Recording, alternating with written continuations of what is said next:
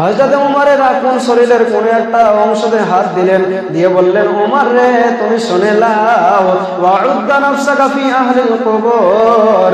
ওমর রে তুমি নিজেকে সদা সর্বদা কবরবাসী ভাবো। ওমর তুমি নিজেকে সদা সর্বদা কবরবাসী ভাবো। তিরমিজি শরীফের 2333 নম্বর হাদিস। হযরত ওমরকে বললেন, ওমর তুমি শুনে নাও। দ্বিতীয় নম্বরে আল্লাহ নবী যেন ওমরকে বললেন, ওমর রে সকাল হলে তুমি সন্ধ্যার আশা করবে না এবং সন্ধ্যা হলে সকালের আশা করবে না।